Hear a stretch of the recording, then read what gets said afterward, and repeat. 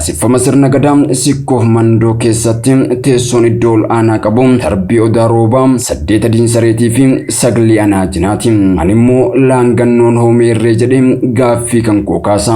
Sikkoof mandoo jila qaba. Sirni wal harkaa fuudhiinsa baalli sirna gadaa yeroo isaa eeggachuudhaan waggaa 8 akka gaggeeffamu beekamaadha. Haaluma kanaan abbootiin gadaa sikkoof mandoo yaa'ii sikkoof mandoo adoolessa 5 hanga 6tti gaggeessuuf waamicha taasisanii jiru.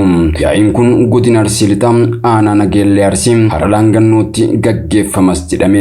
Arsiin akkaataa uumee ganamaatiin falaa fi falaasama isaatiin muraa fi murtii ofiitiin dhugaa fi afuula isaatiin seenaa fi safuu ofiitiin aadaa fi duudhaa diinagdee fi hambaa ofii qabuun akkasumas daangaa fi bultii isaatiin bulee kan wal bulfatudha. Arsii fayyummaa isaatu arsooma isaa leellise malee akkanaan lafaa ka'ameeti miti.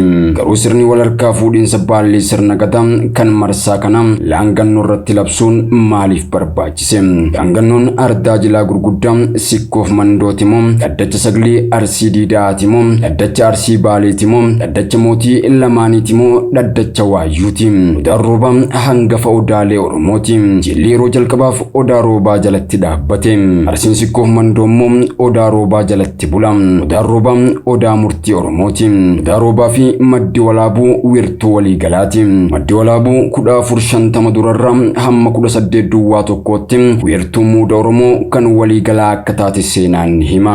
Kamaddoota amanamoo tokko irraa argannetti bara gadaan jallatee sa'aa fi namaa qajeeluu didee abbootiin gadaa iddoo jilli yookiin miiloon dhaabatetti gadaan ni qajeelti jechuun walii galanii. Miiloon yookiin jilli Oromiyaa hunda keessa naanna'uun yeroo jalqabaaf odaalee Oromoo jiran keessa odaa roobaa jalatti miiloon dhaabbatte. Kanumaan odaan roobaa yeroo sanirraa kaasee hangafummaa fi mootummaa argate. Odaan roobaa wiirtuu sirna gadaa Oromoo keessatti uummata Oromoo hundaafuu odaa murtii kan jalqabaa akka ta'e beekamaadha.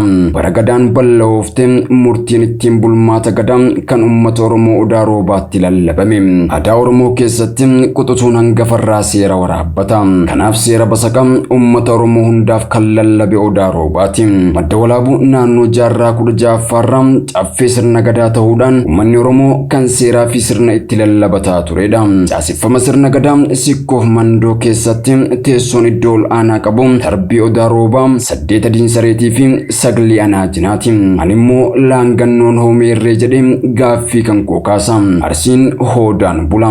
Arsiin qoodaan bula. Arsiin aadaa yookiin seeraan bula yoo jenne ardaa jilaa gurguddaa sikkoof mandoo kan ta'an madda walaabuu Dirree Sheek Huseen holqa Soofumar Ashaalamoon xiyyeeffannaa akkamii abbootii gadaa sikkoof mandoo biraa qabu? Sikkoo fi mandoo gaafa seera tumee lallabatu uumaa isaa dinqisiifachaa wayyooma isaa eeggachaa uumamni hir'uu uumaan guutuu jedhee seera biyyaa lafaa lallabata. Arsiin ilmaan Oromoo keessatti beekumsa ganamaa kan siyaasaa fi diinagdee hawaasummaan wal qabatu kan hin laaqamnee fi kan hin faalamne qaba. Arsoomni qorsooma. Wanti arsoomni qorsooma jennuuf haala yaaddessaa fi rakkisaa keessatti beelaa fi gadadoo keessatti sifaana jira. Arsiin Oromummaa malee Oromummaan tokkummaa malee hin miidhagu. Arsii jirtu duutiin jirtu. Gadaan ka arsiin ka dhugaan kan uummaati. Arsoomni qorsooma.